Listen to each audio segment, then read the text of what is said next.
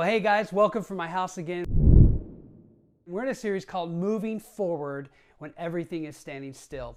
And last time we met, we talked about the idea of having a moving forward mindset, why it's so important.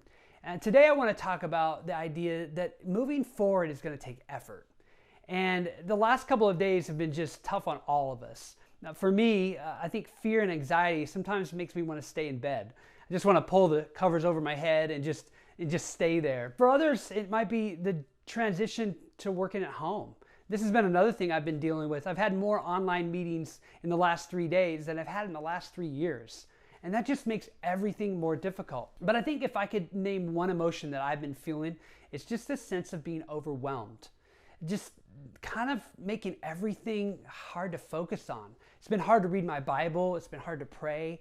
I just feel my mind wandering. And so I want to talk today about why it's important, if we're going to move forward, to understand this is going to take effort.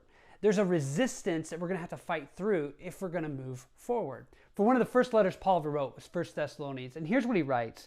He says, "We pleaded with you, encouraged you, and urged you to live lives in a way that God would consider worthy, for he called you to share in his kingdom and glory." You know, this church was experiencing suffering and persecution, and yet even in that difficulty, they were supposed to keep moving forward. So if it's true for them, it's true for us. This reminds me of something profound C.S. Lewis said. He said, "It's wonderful what you can do when you have to." He talks about when you're faced with something you have to do, don't think about whether or not it's possible.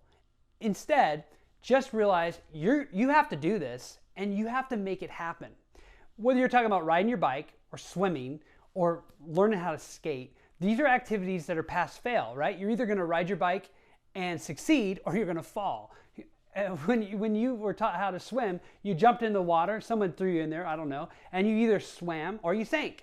Lewis is saying when we are faced with something difficult in our Christian life, we just have to press in and do it. And what we're going to find is we're probably going to fail at times. And this is where we pray, God, give me the strength to do this. At first, he says, we're not going to experience the help we think we should get from God. I think sometimes we expect God just to make it easy for us to pray. I mean, after all, we're trying to connect with God. Why wouldn't he make it easy? But sometimes it's not easy. Sometimes it's hard to concentrate. And so what Lewis says is when you fail, it's at that moment you tell God, God, I need strength to get back up. And he says the help that God gives us is in the getting back up. It's the dusting ourselves off and getting back up again. Once we do that, we realize, wow, I got up. God helped me get up. Now let me pray again. Guys, it's not going to be perfect. Our growth in Jesus is back and forth, up and down, but it's a pattern of getting back up and getting God's help. So it's difficult to move forward. I want to acknowledge that today.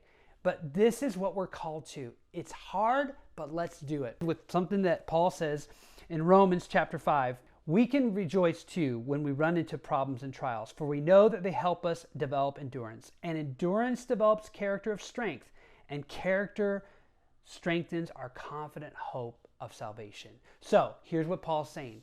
Keep going. Keep fighting. This is going to build confidence in our salvation. This is going to develop our endurance. Keep on going, even when it's tough. Well, church, we love you, and we just want to be here for you. If there's any prayer requests, we want you to email those into the church, or you can put them on our Facebook page. Also, we just want you to know you're a part of the greatest family God has ever instituted, the family of God. And we're all together in this. And so we're going to continue to encourage you through videos, through our prayer every night at 7 o'clock. We just want to continue as a family pressing in and leaning into Jesus.